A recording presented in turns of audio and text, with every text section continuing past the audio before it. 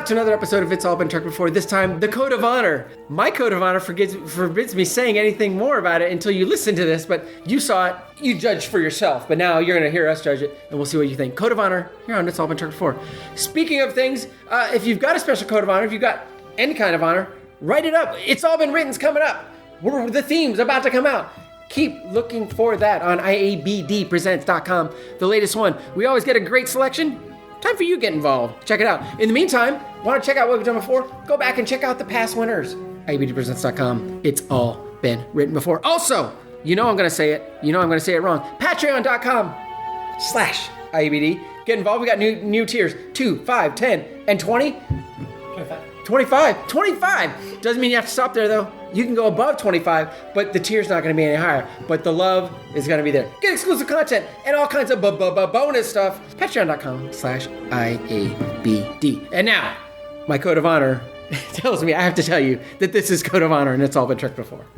Welcome out to another episode of It's All Been Trucked Before. Your same relatively core crew is here. This is Steven. Keith. Jimmy-Jerome. And I'm Marianne. So, we're going to start with first impressions of Code of Honor. Best episode or bestest episode of the next generation? Jimmy! Marianne, I told you last episode, if you remember, how much I loved this episode. I remember. That was perfect in every way. My first impression is... sorry, if you've turned off your podcast, please don't. That's not real. Go ahead. It feels like a season 3 original series episode. In so many Wasn't that ways, good? So many ways. Well, a really bad season 3 episode. But okay. And I don't know. Maybe it feels like, we still had this sitting around from 20 years ago. But I don't know who wrote this. It does feel like an original series episode. And it even looked like it does. And Again, I don't know. I agree with you. A bad original series. Yeah, episode. and we'll see in the episodes to come. I think I mentioned this in Farpoint, but some of the looks, the sound stages and the mats kind of look like original episode. So, and the music, I think you guys noted, especially the last couple episodes. Oh my god! Or either lifts or very similar to original series. But anyway, yeah. Planet look, another bad looking Earth. Yeah. Bad stunt doubles. Yeah. This whole thing was an homage to bad Star Trek. Mm-hmm. Sorry, go ahead. Keep going with our first impressions, Keith. I don't know. I guess I have complicated feelings about this one. Really? I don't think that all right. I mean, I feel like there are things we could cherry pick out of it that I don't want to use the word positive necessarily, but there were things that I found interesting about it. But normally we cherry pick the bad crap out of a good episode. So if you're cherry picking the good crap out of a bad episode, yeah. So I'll say certainly that there are more negative things about it than good. It's just for the reasons you're saying. It is reminiscent of really the tribal stereotypes that they did actually probably quite a lot of in the first, the original series that we didn't really mind as much. I think at the time, because it was the 60s. Yeah, I think that's what's happened here is really when you transplant that into something that seemed to be going in a different direction, like the original series, or for the next generation. Suddenly it feels like what? If we're looking for the most racist, sexist Star Trek episode, I put this up against anything the original series had to offer. Yep, I agree. I don't like this episode. That's so we're done. Yeah. We're done. Good podcast, everyone. It was racist. It was sexist. It was everything that you could just boil it down to stuff that Marianne hates, along with atonal, chaotic, and lack of tentacles. Clicking of sticks together. It's all there. It's all there. Let's start with the good. Let's start with the good stuff. Start with the captain's log, which I'm glad that they carried over that from the original series. Sure. I think I'm done with my list of good. I'm sure I've got a few positive notes as we go. I like it. This probably happened in the first couple episodes too, but Picard kind of getting everyone's input on how should we proceed on a couple different things this episode. I thought that's my favorite part of Picard. Kirk certainly did that, but not the same way. I don't think. So while I said earlier that my favorite captain is Sisko, my second favorite is Kirk. We talked about this off the podcast. When I have to take a leadership role in like an All Been Done, I try to model my leadership style after Picard's. Because while I enjoy watching Sisko or Kirk, I feel like Picard is the leader I'd rather emulate in real life. If you saw the way everyone reacts to Shatner afterwards, it's like... Yeah. So one of the other positive things would also be something the captain dynamic in this.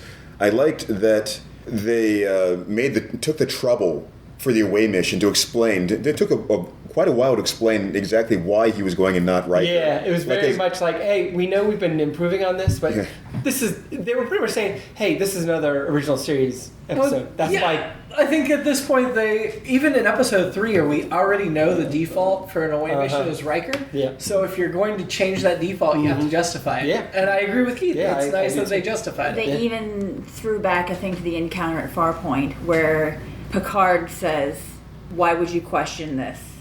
Oh, right. And he says, "Wouldn't you think as a captain I would know the difference?" Mm-hmm. And they kind of have that little interplay with Riker and Picard where he's like, "Well, I will write you up."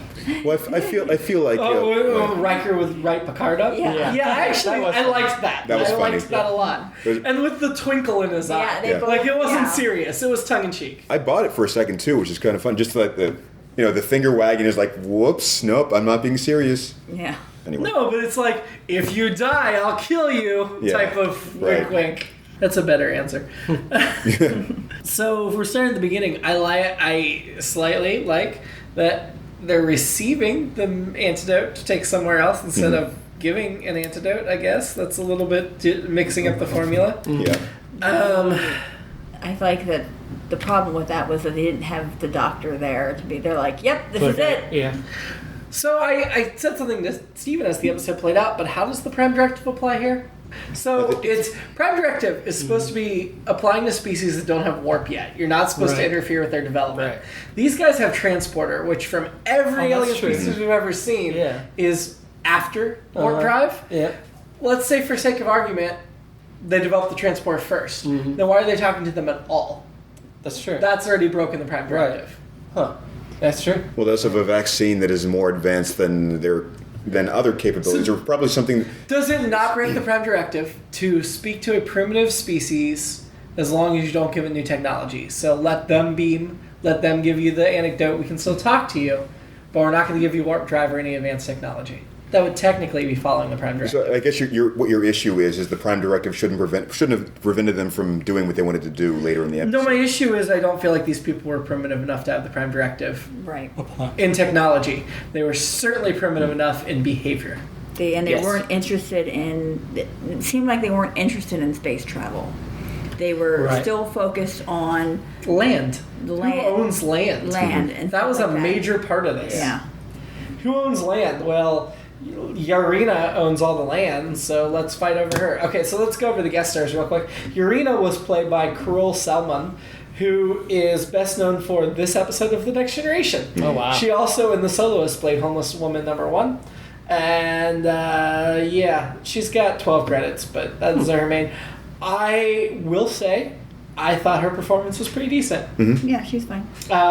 We had Lutan was the leader, Jesse Lawrence Ferguson, who I assume we can assume is related to Jesse Tyler Ferguson. Just kidding, obviously. He is best known for Darkman. He played Eddie Black. Okay. He was also in Boys in the Hood as Officer Coffee. He's got 35 credits, so a little bit more, but still not like a well-known actor. I didn't think he was terrible, but I didn't think he was great. I liked his voice. But, you know. I preferred the guy that played Hagon, who is Julian Christopher, but in this episode, for some reason, is credited as James Lewis Watkins, so a totally different name as what he normally goes by. He's best known for X-Men The Last Stand as Prison Truck Guard #1. He was also in Elysium and The Exorcism of Emily Rose, which is one of the few horror movies I like. And he was on He has 111 credits. several episodes of Smallville. I liked him. I'd say of those 3 leads of the aliens, Lutan was the one I didn't care for. I think it's the character also, to be superficial for a bit. I had trouble buying him as being, I'm sorry, but as being so sexy and desirable that like Yar would be tempted by him, or Keith, we're getting ahead of us, but I you? was about to name him by sexy Star Trek. Yeah, man, definitely. No, not really. I don't think. I mean, he had a nice voice. It felt like something they wanted to introduce, but they didn't really want to examine very much why. Because I thought essentially she was saying, well, he's powerful and stuff, but then later could be that. it He seemed was to be powerful like, because he had her land. I would be into him. I just, Right.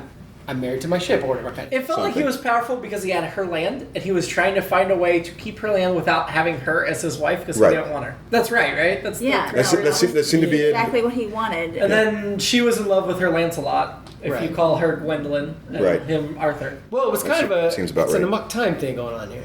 It's a fight to the death. Okay, so that is where Amok Time entered, the fight to the death, and the faking of the death. Well, not faked, because once again, that person died. Which I would say Kirk died in Amok Time. And when they showed the weapons, it's like, oh, that seems like Amok Time. And it's part of the code of honor. But Amok Time was one of our favorite episodes of that season. No, this is not. This is that concept. So it's like the bad version. It's like in season 3 of the original series. Yeah. When Star Trek redid some of the premises we kind of liked and then screwed it up. Did it poorly, Yeah, that's what this is. Oh, I agree. Here's where my feelings start getting complicated about all this. Is when I've been trying to parse through this. You've got what appears on the surface to be one of those retread.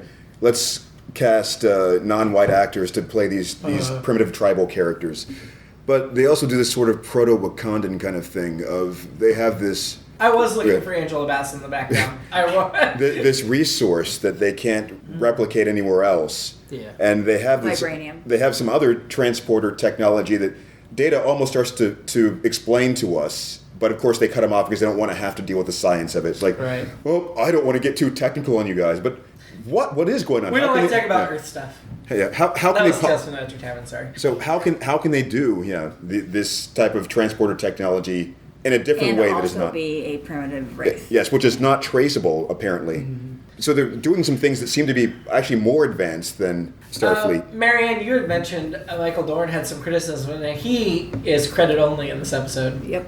Do you want to bring up his criticisms? Yeah, I was going through the trivia on IMDb, and it seems like a lot of the cast members of The Next Generation, even Wesley, remembers this being a contentious episode. Mm-hmm. The director got fired. Russ Mayray was fired by Gene Roddenberry. So Les Landau did it uncredited. Yeah. All right, so can we... there was some pronoun usage there in that quote, or that line that I was a little confused at. So are they saying that Roddenberry wanted them to be black, but the director didn't, or the director wanted them to be black? He objected to the casting of African American actors as like Jonians. Right, but who's he? So read the sentence.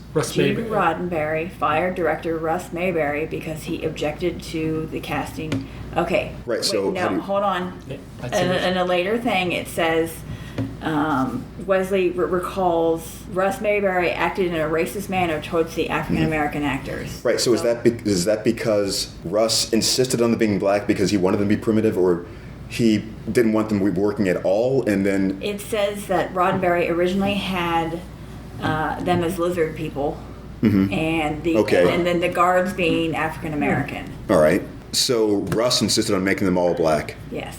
Russ Mayberry, by the way, this was the only episode of Star Trek he directed.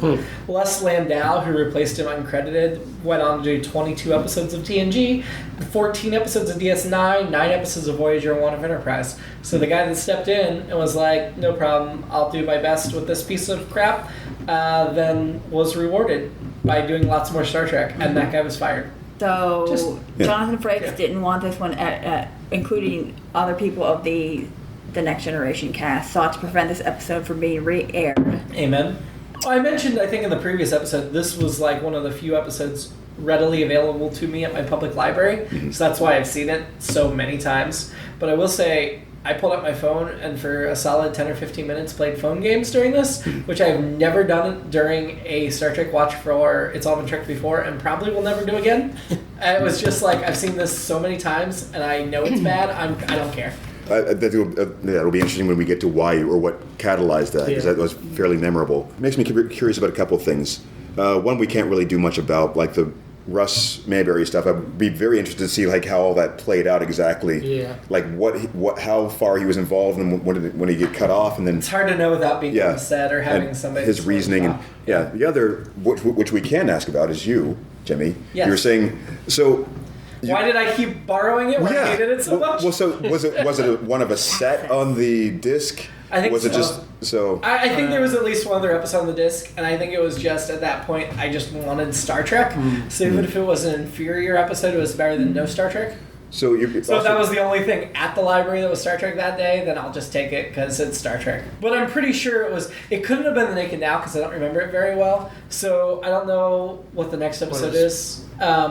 But it was definitely on a VHS tape paired with another episode. So it was like a completist thing. You had to watch it because you had it. I guess. That's a good question. And honestly, Keith, I don't know if maybe I didn't hate it back in the day and now hate it. Thank you, Marianne.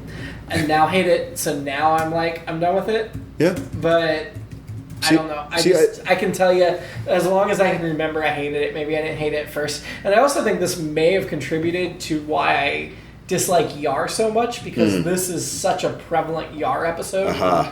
That this may be why I don't like her. I thought at the beginning, to go back to Keith's Wakanda, am I saying Wakanda? Yeah, Oh, okay, right. yeah. I immediately thought it was Zamunda from Coming to America, which is also a reason for me to just reference Coming to America again. But it did not go that direction either, because Coming to America, it was... Do you need an excuse to reference Coming to America? So far, I haven't had to work too hard. But I was going to say, I don't know that you need an excuse. Yeah. Just go ahead. Just go ahead. But yeah, that's where I thought it was going. I was like, oh, okay, it's this planet, and it's got very African look to it. And so they're going to be this very, not necessarily advanced, but rich culture that they need stuff from. But obviously, we went a different direction for the most part. Made them seem sort of backwards and irrational about some of the things, the honor things, and Real quick, we should reference the writers of this episode. Catherine Powers. This was the only episode of Star Trek she wrote. Okay. And she co-wrote it with Michael Barron. This was the only episode of anything that he wrote. So, yeah. Not original series writers, which a lot of these first season episodes were, and not well-respected long career writers. I guess it's not Michael Barron, who is a writer of a New York Mets blog No. that I like a lot. Well, So I don't know. IMDb, this is the only credit. He'd He have to could be, write a Mets He'd blog. have to have been a teenager then, I think. Well, that doesn't necessarily... I mean, hey, David Gerald did it. At the beginning, Picard, they take Yard, or not take Yard, but they say something. And Picard's just standing there, and Troy's like, hey, Captain, I'd recommend you don't apologize. And I'm like, was he thinking about it? Like, did she sense that he was leaning towards apologizing, but hesitating for some reason? I mean, generally, if you apologize, you do it right out in front, right? That whole first section was all exposition. Well, can I give you a little more exposition? Hey, before you do anything, exposition. There was, I mean, And then immediately Hagon apologizes to Lutan.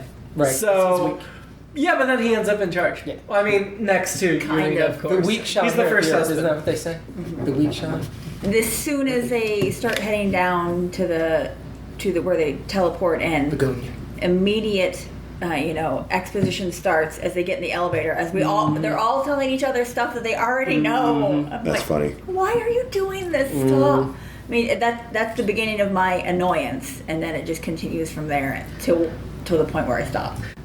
Picard gives them a 14th, Data says 13th century Chinese horse. Yeah. That seemed weird. Yeah. And also Data correcting Picard, I guess that felt in character for Data. It felt out of character for Picard to get that wrong. Yeah. He's an amateur archaeologist and student of history. Because later, As we'll later find he out. knows about counting coup and all that, right? Wasn't that this episode? Yeah. Oh, that was... So they're lecturing... He's French of Yeah, all things. right. Yeah, Picard is French, and Data is lecturing Picard on being French or talking French, Yeah. and I'm like, Data would know that Picard is French. Yeah. I know Picard His speaks shoulder- like a Brit, but he's I was going French. to say, he's got French ancestry, but Yes. Yeah. The His name. family still lives in France. he was born in France. He was born in France. His family still lives in France. They own a vineyard in France. His name is Jean-Luc. His name is Jean-Luc. But he speaks the Queen's English. Well, because that's standard. That's Federation that's standard. common. Federation standard. Sorry, that's D&D term for for the language everyone speaks. Um, Common. I will say one positive in this, and this was I had a similar note last week's episode, and I forgot to mention it. Well, not forgot. I was just like, it doesn't matter. But when they're talking about the anecdote, like, we have to be beholden to them for this anecdote. I wrote down, why can't they just synthesize it? Why can't they replicate it? And then Crusher comes in and says, here's why we can't replicate it. Yeah. And there was a similar issue last week that I was like, okay, so they're taking these things that appear to be plot holes and then fixing them. Whereas the original series, I felt, would have just let the plot holes stand. yeah. Let it go. So I appreciate that. I Yeah. appreciate that. Well, they had 20 years of people nitpicking those potholes to Good point. Good point. deal with. I also liked where, or not liked, I I don't know. I thought it was a notable moment when Lutan's like, I feel so safe among friends. Guards, you can go. And several Starfleet officers went out with them. Yeah. So I guess, like... That's funny. His guards are there, so Starfleet brought their guards too. Yeah. And then they just know without Picard saying anything, okay, we can leave. It's fine. Yeah, but one was a very tall woman in a very short skirt. I mean, Yeah. Oh, I totally missed it. I did not miss it.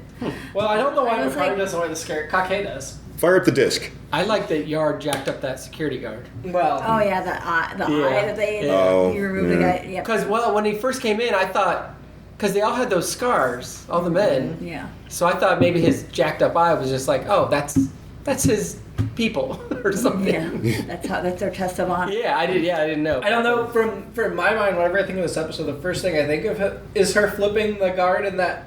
Oh yeah, that yeah. bay. Yeah. And my thinking is, it was cheesy. It was stupid. It didn't feel authentic. Overreacting. Yeah. It's like I don't know. That to me is the first image I get, and then the second image is all the fighting among the stupid electrified glowing bars, with the mace that fits on your hand and whatever. My thought was that would be a reason why you might not like the character of Yar for overreacting in that manner during a diplomatic, session of going, I'll show you, and just flipping him, To me, that character never feels real or authentic. I can't put my finger on it. Part of it is sometimes she acts like the prototypical security chief, but never talks like them. And I know that's cool if you have a character that has like dichotomy and layers, but I don't know, for me it just never clicked. I feel like she still kind of talks like Counselor Troy, but acts like Lieutenant Yar. Like we talked about in the last episode that she was in the running for Counselor Troy. I don't know, I feel like she didn't quite get that character and never really clicked into that character. So you're saying that she didn't seem tough enough when she was speaking? I don't want to say that, because I feel like there's a way to be quiet and intimidating. Yeah, I don't know, there's something about her that her words don't match her actions, or I don't know, it just didn't click for me. I thought in The Naked Now she was authentic when she got it on with Data. I didn't think she was authentic, but I enjoyed that scene. Also, Her belly button was authentic. I did like the part in this episode where Troy kind of calls her out that she's attracted to him. And she's kind of like, I thought we were sisters, more or less is what she Yeah, said. so I wrote down that, Troy, I thought we were friends. Yeah. Really? Because you served together for 2 weeks. Oh, that's I mean, that's like Kirk and Spock pretend to be best friends 4 episodes into the series. Yeah. I think people can become friends enough within a couple of weeks, or at least say that they're friends or something. Well, I guess it was 2 weeks for us. It could have been several months for them. That was way down my notes list. Yeah. That shows you where I stopped taking notes. Right. Are we ready to get to where Marianne stopped taking notes yet, or that's probably a little further on? I think it's a little let's further. jump in there. Yeah. Oh, okay. Let's go there. Whatever. So the last thing that made you throw the iPad, I don't remember. it was about the weapons. all these weapons were made light, whatever, for women. They were pink. They were for women. They didn't go that far. And yet, they were also spiked and poisonous and deadly. Yeah. And deadly. They were from Lady Footlocker. And I was just like, and I'm done. Because it kept building and building and building. And it was dumb stuff upon dumb stuff. I had read all the stuff about, the cast not liking the stuff, the Tasha Yar being over assertive with the vaccine. It's like, all I did was open it up and look, and then hand it to him. Why wasn't the doctor there?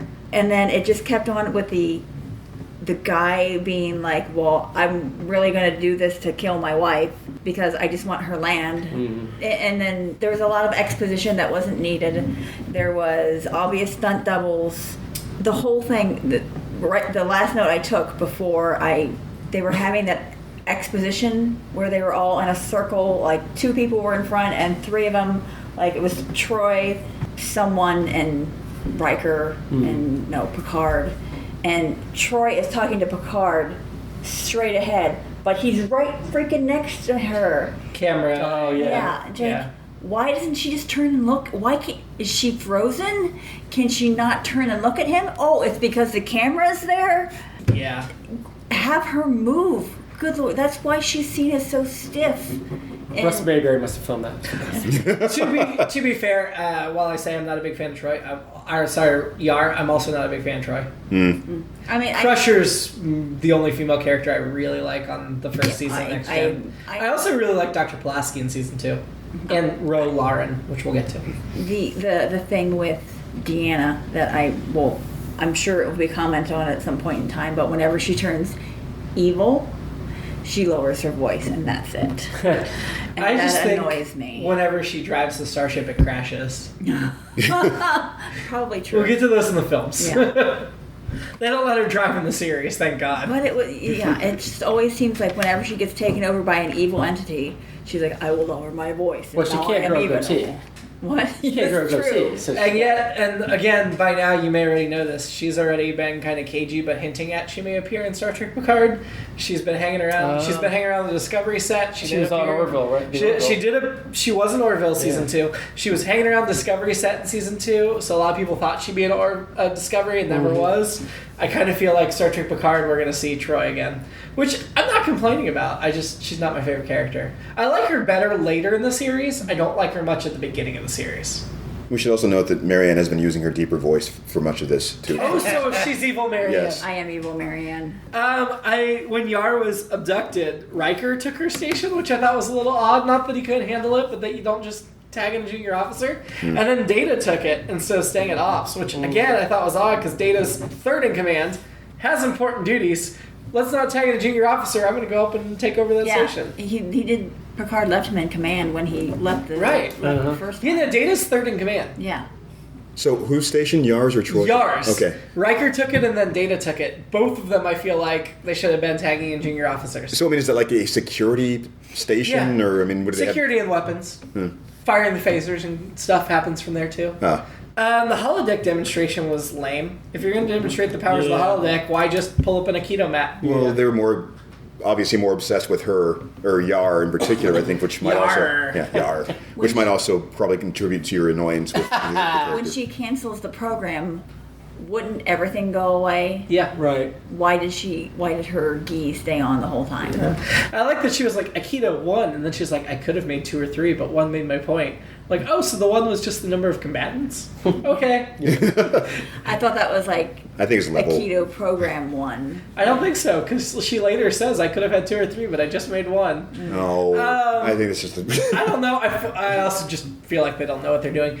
I did like the sentiment of Yar saying we always must continue to improve. And I think that is a notable and worthy bit. I just think that the holodeck sequence was dumb. Well, let's see. So there are a couple things that I saved from the previous episode, since I didn't really take a lot of notes in this one. Okay. One, well, let's start with the opening credits, which we skipped through this time. Yeah, we because could. Yeah. I said that We won't skip through it every time. We took so long. No, it's fine. I'm not. Do it every time. I'm not complaining. It's just because you mentioned before being annoyed with the way the starship would come through. Yeah, it reminded me last time of like the Simpsons bit where they kept using the star wipe, or where Homer kept using star wipe. The other holdovers, I think, might be a good segue into the Wesley bit for this episode. Like you're annoyed. We'll do our rating. rankings. Go ahead.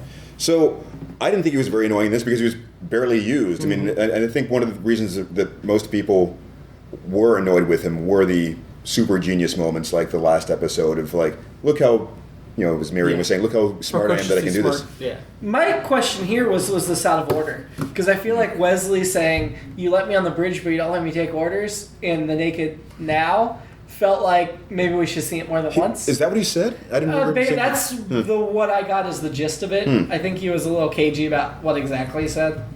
But to me, this felt out of order. Like this should have been before The Naked Now, but they're like, no, we need an original series reference first. You know what? That might. Yeah, that makes a lot of sense. That would be. Why wouldn't you put it third or fourth? My Wesley meter on a scale of 0 to 10, I'm going to put him at a 2 this time because I was a little annoyed. Just his precociousness, I don't know. The whole turbo lift thing is annoying to me. The hiding in the turbo lift, that annoyed me. Yes. That's where he earned his 2. Keith, 0 to 10, what do you rate? I'm probably about the same level A of 2 2? there for that. Keith, or Steven? I'll give him a 2. You give him a 2. For sitting in Marianne. Sulu's seat. I give him a 2 because I thought it was kind of cute with Picard at the end, like wandering in, seeing Data and Yar there, and then doing like a double take. So his average score is 2, which is his lowest so far of the 3 episodes. He was also in this one the least. This one's... So, who were we annoyed by this episode instead of Wesley? I'm gonna vote for Lutan. Yeah. Yeah. Tan. Yep. Are we all on Lutan? Yeah. Or Lutan? Lutan. He's not a member of the Lutan clan. Yeah. Yeah, this is the first time. Well, no, we were all in agreement with Q. So this is the second time we've all been in agreement, even though the last week we were, a couple of us thought Shimoda, one of us thought Riker, and one of us said everyone. What do you mean, everyone? Wu said everyone. Steven said everyone. Steven was annoyed with everyone last week. Thank you, Marianne, for getting the reference right away. You probably got it, Was too. that a? The professional? Yeah. So Troy, I thought this was kind of creepy. We're not doing Drunk Shimoda because we're not the greatest generation, but this is a little bit of my Drunk Shimoda moment. Troy said, Lieutenant Yar is physically attractive to Picard, and Picard's nodding. You can see him in the back of his head, like, yep, she's physically attractive, which I don't think is something Picard would have reacted to, knowing him after 7 seasons and 4 movies. And then later, he said, almost nothing as captain. I don't remember what that note was. And they said they referred to her as a rather lonely female. I don't know. I just thought that was just, All of this was at the very end when all of a sudden it came from a patriarchal type of Behavior. government, and whatever. then all of a sudden it was now matriarchal. Yeah. Like, it's like- Urena just is Just like, because she's like, well, asserting my dominance. mine now, and And nobody complained. no one said anything. No, even though Especially they've been treating women as second class the whole time. the entire time, Yeah. women have, and you're gonna let this woman do this? Yeah, I agree. I think there's some. That is the fault of the writing and the concept they were trying to get. I actually liked the loophole that they did, Right. like the legal maneuvering that it culminated in. Although to get to that point, it didn't make much sense. I think they wanted to end up there, but they didn't have Yeah. a good way to get us there. Right. Yeah, So I wrote it some- wrapped up quickly with like a lot of our episodes we didn't like so much in the original series as well. You want to do some fashion? Yeah. Fashion. What do we think of, I guess we don't have a species name, but Lutan's people's outfits? Not very safe, especially if you're going to be attending matches where people are throwing around. I mean, somebody just died. Yeah. I was like, If you're in the front row, you wear a Kevlar vest. And I thought, oh, well, maybe he's okay. Okay, maybe it depended Nope. on his clothing. Nope, he died. walked around bare chested. It's moon awareness. Yeah, I awareness. have this thing with werewolves. You don't turn into a werewolf until you see the moon, even though it should be as soon as the moon comes up. Right. However, this guy had wound awareness. Right. Where He it wasn't was feeling like, that bad. You get killed instantly I by this. knew this by reference. That's why I poison. made it. And- Keith's notes say wound awareness. Yes. And as soon as he's hit, he should be dead. But no, hands the weapon back, looks down, and then like does this horrible like. I call that the Wile E. Coyote. Yeah. You go off the cliff, but you don't fall until you look down and see there's nothing below you. Right. Which I guess he's kind of a werewolf. Sort of. He's a coyote, but Yeah. you know, close enough. Yar's headband was terrible. Oh, I don't remember it. Yes. Everyone else got. Cool Did you like outfits. Urena's outfits? I liked her fighting outfit. They were Yeah. very Yeah. 80s outfits. I liked her first fighting outfit. Yeah. I didn't like her second one as much. The You pink expected lame. you expected a little Madonna during the fight, Yeah. and soundtrack wise. Yeah, and you referenced the fight was terrible. It was. I like. It was so stilted. When they put up the lasers at first, it's like, oh, this is cool. And then when they actually have to fight it, it's like, oh, those are just a bunch of fluorescent bulbs. And the bad together. stunt doubles came back. What? And the bad stunt doubles came Oh, back. yeah, And there yeah, was yeah. a moment where Urena and Yar had like a hold of each other, and there's a glowing pillar between them, and I'm like, how do you even get in that situation? My thing Like, what do was, you do with that? there's that point where they're holding each other. It's like, there's got to be a nad kick. Someone has to do a nad kick at that point. Well, because, little known fact, it still hurts women to be kicked in the genitals. Yes. Yeah. Yeah. It- Right? Get kicked anywhere. I was in, period. Did you say Dudley's? No. What? What was the word you kicked in the what? Genitals. Wow, it sounded like you said something I don't know. completely different. Like I don't know. the Why doesn't Troy wear the uniform everyone else wears? she's a counselor. She's a better Zoe. She's a counselor, but she's still a Starfleet officer. I think we see her wearing the blue uniform later, don't we, or In the something? Or- movies. Yeah. Yeah. Oh, okay. I know she wears the uniform in the movies. Could have sworn, yeah. And she goes to a long flowing dress later on. Too. Yeah. And maybe it's because her counselor rank. Gives It- her it her makes her- position. Gives She her needs more- to have different fibers so she can feel. Or it could be so she looks more welcoming. Exactly. yeah. 'cause Maybe- she's a counselor. Maybe Yeah. she's allergic to the algae that everyone else uses in the Yeah. uniform. Mm. We got to see Geordie's eyes again, which LeVar Burton must have been like, oh, great, I get to put in those Third contact episode in a lenses row. again. Sounds The great. painful contact. Yeah. lenses. So here's the thing that I caught another frustrating thing with this episode. He has his things off. He's shaving. Data comes in, tells him a joke. He says, Bad joke. bad joke, tries to escape. Data goes to block him. He would have run right into him. He didn't have his things you're on. right. He sensed Data. He didn't have his thing on. I wonder how he even knew to get to the door. He heard him. He heard him. Those are some very quick and decisive movements. LeVar that Burton's made- not I see really that. blind. I know, but This was bad casting. They should have got a blind actor. I shave the same way every morning. I shave blind because I have to shave in the shower. I feel like this is the best. But you have someone in coming and tell you. Does Colleen Does tell Colleen you a come in? joke and you then try and escape her? And No, it's usually the other way around. Because then I'll be like, "Are you still out there?" And then she's gone. She's left the house. So that's usually the way that goes. Oh, so the Dana Jordy scene, I really liked the humor, the efficient. They said, "Oh, I don't know why I wrote efficiency," but I like. Well, because the razor. The whole thing is about we talked about efficiency. things that need to be efficient or not, and I liked their easy camaraderie and their dynamic because Jordy and Data being buddies is something that continues like from here on out. Yeah. So this was like the first buddy scene we get in the two of them. So that's shooting the Chekhov. Yeah. We didn't get to see Yeah. enough of that. Obviously. Yeah. I did bump on Data said human joke number 663. So all human jokes are numbered in some catalog now? well, maybe I in his think it's personal way catalog. his way.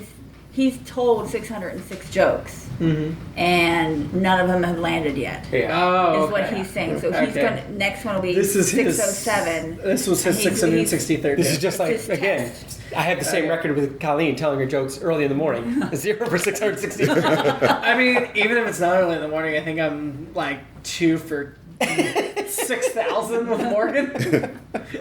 So I get it.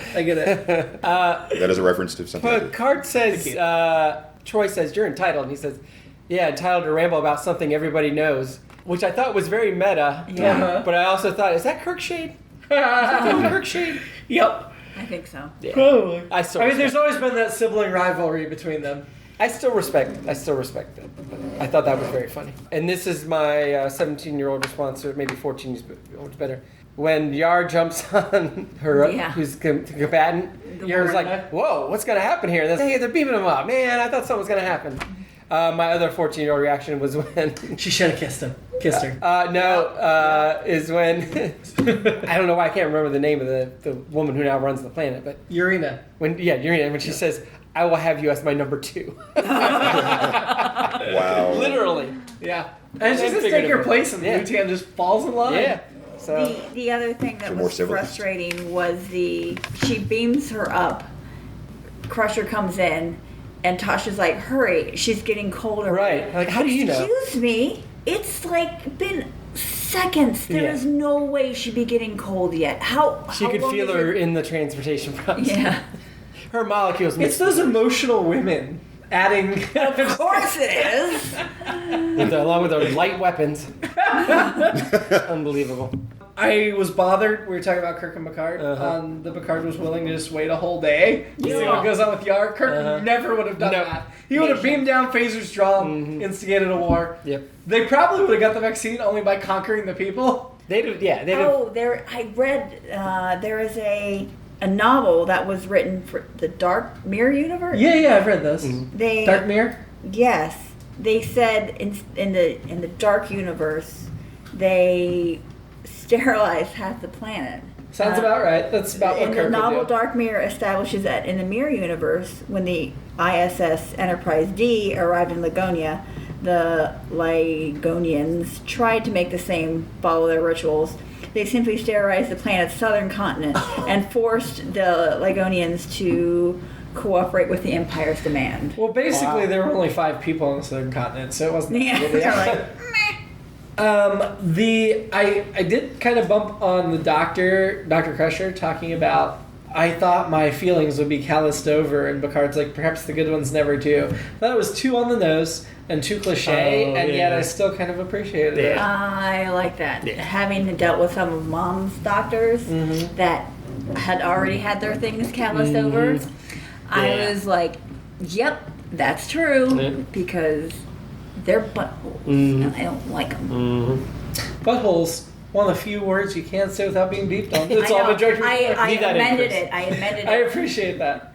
I just got a couple notes. The Enterprise molds on the wall. That was I cute. liked that. That was really And by first contact, they've been replaced with models that can be broken by the Borg. But for the moment, or actually, I think it's Picard himself gets mad and smashes them. But the molding is nice. Still, The molding. I is think I nice. meant to mention this last episode, but I like that there's those rooms adjacent to the bridge that it makes sense for them to go into Yeah. rather than The all the way ready down room to and the some other observation floor. room and stuff. I like that their conference room, I think they call the observation room, Yeah. like has views. Yeah. It's not just an interior Right, room. yeah.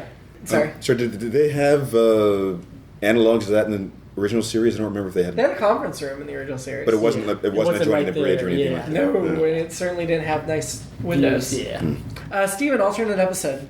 Anything? I was just saying they didn't make this. If we had to pick an alternate episode from this, though. What do you mean anything? If I had to pick an episode from this, I would say Sorry, Kirk okay. encounters them and then blows the hell out of them. Yeah. Yeah. Well, or they beam down and they have to disguise themselves as whatever the Blue Gungans. Jeans people. And somehow Kirk has to keep explaining why he doesn't.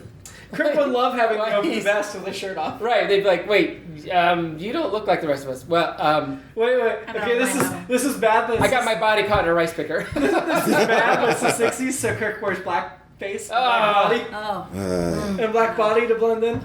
he just goes into the tanning booth and just like Oh my gets God, so That's- many. And then he looks like Donald Trump when he comes out. He goes down and it's Mrs. Doubtfire and he seduces Lieutenant. My alternate episode is the shenanigans of Wesley Crusher on the bridge this entire time. Oh, that's a good one. Yeah. We did get. I didn't mention that. I should have taken a note. Riker and Wesley have a good dynamic in the series, and I felt like we got the beginnings of that in this episode, where Riker covers for Wes when Picard gets back to the bridge. They will develop a good camaraderie. Any other notes, Keith, Marianne? I know Woos is done. I'm done. I stopped a while ago. Steven, you still are men, women of Star Trek. You're on women leaning on guy in engineering orgy. Yeah, I'm going to stick with him. Her. Okay. Her. I'm going to stick with McDougal. Keith, you were at McDougal. Let's go with Urena. Urena's a strong choice. I'm I not- considered it. Not a fan of the dated hair in this episode, The but hair was you know, very dated. Marianne, you're on blue jellyfish. Tentacle monster, not jellyfish. It's Are you going to keep your blue jellyfish tentacle monster? I like Urena, but You know- I'm gonna stick with the jellyfish. There'll be Yeah, I was someone tempted else by coming Urena up. too. I thought for sure Steven would go with Urena. I was Her surprised. eyes, thought about eye it. makeup was on point. It was almost like a Uhura-esque eye makeup. Ranking this episode, so we all agree it's above the Naked Now and Encounter Farpoint. No. I hated it. It's number 3. It's the third best episode of Next Generation I've seen this year. Yep. Yeah. Number 3. Unlike the other ones where I'm not sure where they're going to end up, when the season shakes out 1 and 2, I feel like this is still going to be at the bottom come the end of the I season. hope so. I really do. No, I I can imagine pretty another sure. one being. Well, like you said, you went to IMDb trivia and found lots of examples of people saying this was the worst Star Trek. But it still came in like it was like 6 out of 10, which is like an average score. I'm like, it's not even down low. Yeah. 6 out of 10 I would feel is pretty bad, but yeah, that's its average rating. I guess, I mean, I feel like Star Trek doesn't usually get below 6 out of 10, so Yeah, it's true. anyway. I mean, you got all the fans that are like, yeah, this is still good. I mean, there are all the sexist, racist fans, as we learned when Discovery cast an African-American female. That Yeah. I people... don't want to hear about it. I didn't know. Well, it's the about same people that, protested over having Rey as a lead Star Wars character. It's the people that don't understand the franchise they support. Only more so because Star Trek's always been about diversity and stuff, and Star Wars hasn't completely. I think they understand. They just don't agree. They don't want it. But, Then yeah. they're missing the whole point of the franchise that they're supposedly celebrating. Next week, we will be live at Mad Lab for Friday Night Afterwards. We're going to watch The Last Wow, Outpost, which is the introduction of the Ferengi race. The Synopsis IMDb says the Enterprise makes a confrontational first contact with the piratical Ferengi race as their 2 ships are ensnared by a presumed dead planet ready to judge them. When I remember the Ferengi change quite a bit from this introduction, but I'm excited to get to the Ferengi. I happen to have the entire first run of the Playmates Series 1 Next Generation action figures, and besides the main crew, they included 4 aliens just for fun. Oh, wow. Like, these are the representative races, and the Ferengi was one of them, because for as much as Ferengi are iconic for the next gen because of what they mean to Picard and stuff, we really get into the Ferengi in DS9. Right. So this is the beginning of many years of Ferengi. So I'm excited for that. I would say that I really remember them a lot more because of DS9 than Yeah, Next they're Gen, way because more prevalent. Because I don't really DS9. remember. They're Next Gen in that Next much. Gen because like Picard has history with them, the Picard maneuver and stuff. Yeah. But DS9, they really explore the species, and we get to go visit their whole planet a bunch of times and all that, and meet the Grand Negus and all that junk. Wallace Shawn, love Wallace Shawn. We'll get to that, but next week. Sorry you missed us live at Mad Lab. It's too late for you to get tickets, but check IABDpresents.com, the It's All Been Trekked page. Maybe we'll have some other live shows. You never know. You never know. Until then, Live long and prosper, and don't watch this episode again. no. Unless it's at your library. It's All Been Done presents. Who's got the time?